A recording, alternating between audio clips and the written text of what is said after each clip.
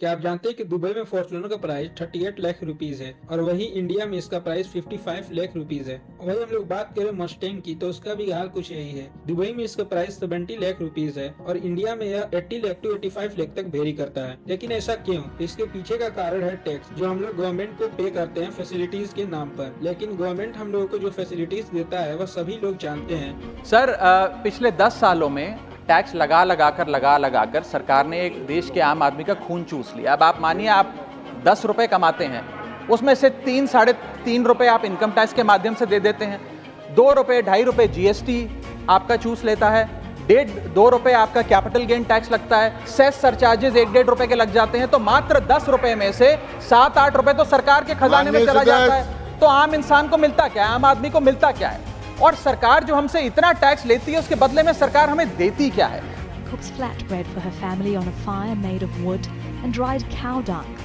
Her mother Soni earns just over $3 a day when she gets work in the vegetable farms that surround their home.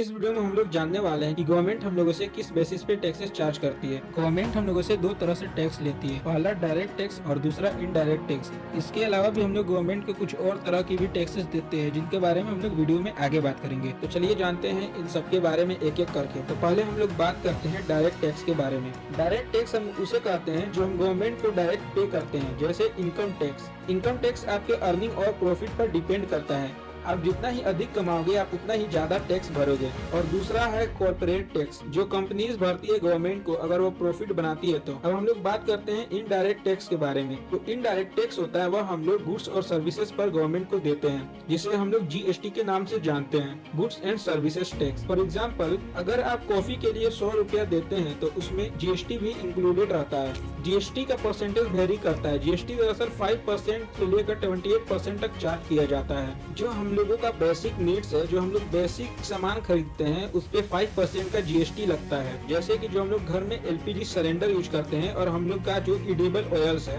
और medicine पर। और हम लोग वही बात करें स्टैंडर्ड गुड्स की, जैसे कि घी, बटर और कंप्यूटर्स, तो उस पे गवर्नमेंट 12% जीएसटी लगाती है। Most of the consumer products जैसे कि हेयर ऑयल, टूथपेस्ट, उस पे हम लोग 18% जीएसटी पे करते हैं। और वही हम लोग बात करें लग्जरी गुड्स की, जैसे कि मोटरसाइकिल्स, लग्जरी कार्स, उस पर हम लोग 28% जीएसटी पे करते हैं। यहाँ पे मैं आपको एक फन फैक्ट बता देता हूँ, जो सिगरेट्स रहते हैं उस पे भी इंडियन गवर्नमेंट 28% जीएसटी चार्ज करती है, लेकिन फिर भी सिगरेट्स इतना ज्यादा बिकते हैं हमारे देश में। इनडायरेक्ट टैक्स में ही दूसरा टैक्स है कस्टम ड्यूटी, जिसे हम तभी पे करते हैं जब हम कुछ इम्पोर्ट करें अपने देश में। The last one is excise duty which we pay on petroleum product. और भी हम कुछ टैक्सेस देते हैं, जैसे कि प्रॉपर्टी टैक्स। यदि आपके पास घर या जमीन है तो आप स्ट्रीट लाइट और गार्बेज कलेक्शन जैसे सेवाओं के लिए अपने स्थानीय नगर निकाय को टैक्स देते हैं। लेकिन आप लोगों को पता है कि आपके गली में कितना ज्यादा स्ट्रीट लाइट है, कितना अच्छे से गार्बेज कलेक्शन सिस्टम है। और दूसरा टैक्स जो रहता है वह है कैपिटल गेन टैक्स। अगर आप अपने प्रॉपर्टी या गोल्ड को सेल करके प्रॉफिट कमाते हैं तो गवर्नमेंट आपसे टैक्स चार्ज करता है। And the third one is specific taxes for specific purpose,